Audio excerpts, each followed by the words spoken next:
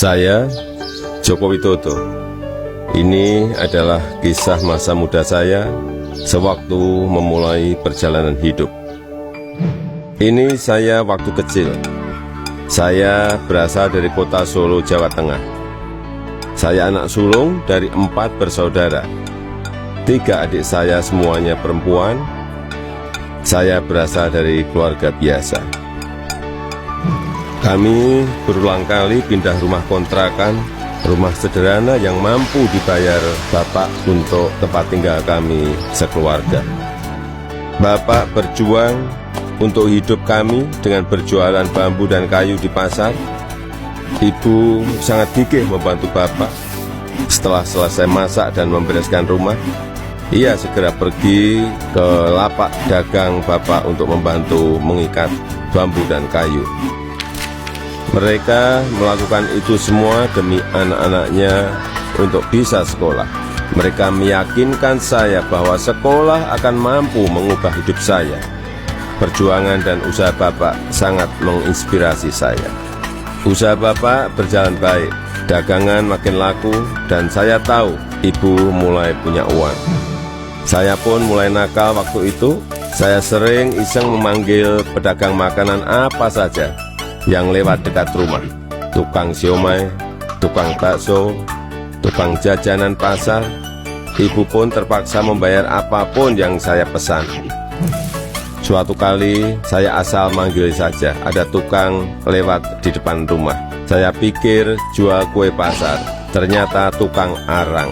Ibu muncul sebelum saya sempat berlari. Terpaksa ibu membelinya dan langsung menyodorkan bungkusan berisi arang untuk saya makan sambil berkata, "Ayo makan, habisin ya, kamu kan yang kepengin jajan."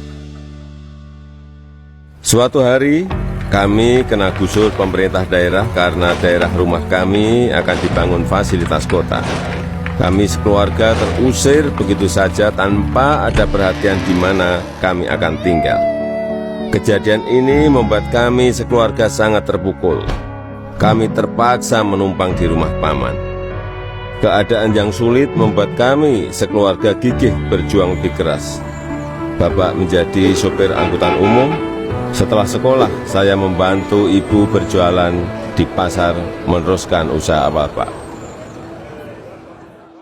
Kami sekeluarga menjalani hidup tanpa mengeluh dan saling mengalirkan energi positif. Bersama-sama kami berjuang untuk tidak lagi menumpang. Kerja keras tidak pernah sia-sia. Bapak bisa membuka bengkel usaha kayu. Setelah beberapa tahun, akhirnya uang bisa terkumpul untuk membeli rumah sederhana.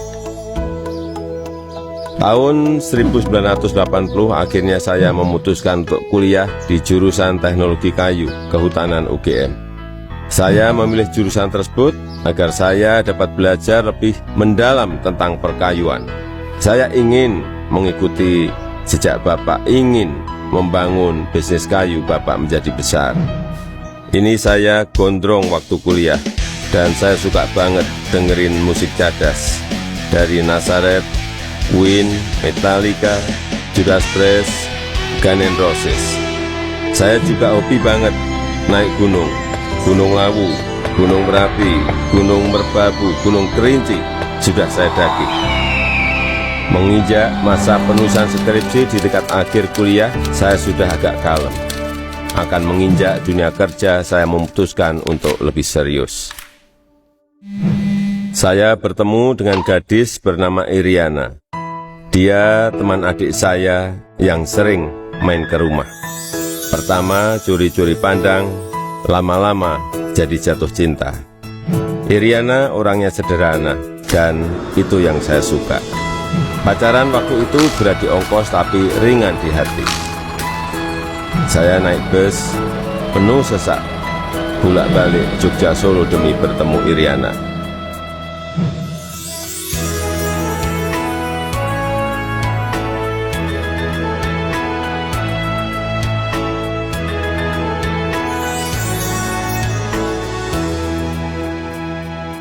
Lulus kuliah tahun 1985, Saya melamar ke sebuah perusahaan kertas di Aceh.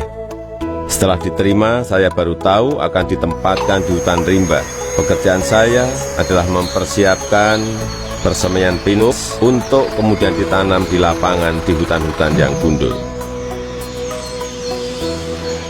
Beberapa bulan setelah itu saya kembali ke Solo untuk menikahi Iriana dan menyiapkan keberangkatan kami ke Aceh.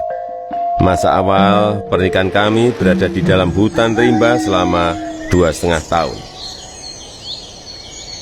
Pada tahun kedua, Iriana sudah dalam kondisi hamil dan kita memutuskan untuk melahirkan anak pertama kami di Solo. Kembali ke Solo, mulai ikut paman bekerja di pabrik mebel untuk mencari pengalaman. Di sini saya belajar banyak tentang bagaimana menjadi pengusaha yang baik. Semua posisi pernah saya lakoni, di produksi, di pemasaran, semuanya pernah saya alami. Tahun 1987, anak pertama saya lahir, Gibran Rakabuming. Gibran itu singkatan dari gigih dan berani. Saya ingin putra pertama saya punya semangat hidup seperti namanya. Lahirnya Gibran juga memicu saya untuk mendirikan perusahaan pertama saya yang bergerak di bisnis mebel dengan nama CV Rakabi.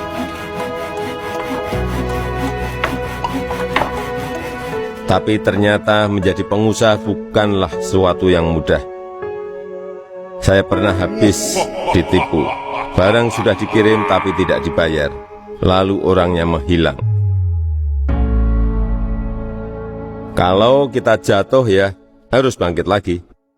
Tidak lama setelah itu saya mendapatkan pinjaman modal usaha. Dengan semangat untuk bangkit dan berkembang, saya bergerak cepat untuk mencari pesanan sampai luar negeri dengan cara ikut pameran-pameran mebel. Hasil usaha saya mulai terlihat, kantor tidak pernah sepi dari kunjungan pembeli. Di sini saya bertemu dengan pembeli dari Prancis bernama Bernard Jan. Dia yang memberi sebutan Jokowi untuk saya, untuk membedakan Joko Widodo dengan Joko-Joko lainnya yang banyak beliau kenal. Sejak saat itu, orang-orang lingkungan pengusaha mebel mulai memanggil saya Jokowi. 2 anak saya lahir setelah keadaan ekonomi keluarga membaik. Kahiyang Ayu dan Kaisang Pangarep. Saya ingin anak-anak saya mengenal sekolah kehidupan yang dilandasi perjuangan untuk mandiri, supaya mereka semua mampu membangun kehidupan yang kukuh. Keluarga adalah sumber kekuatan terbesar bagi saya. Saya yakin yang saya alami waktu muda sedang kalian alami sekarang. Tidak ada Jokowi hari ini jika tidak ada sejarah susah hidup saya. Teruslah berjuang mewujudkan mimpi-mimpi kalian. Mari kita terus bangun Indonesia maju.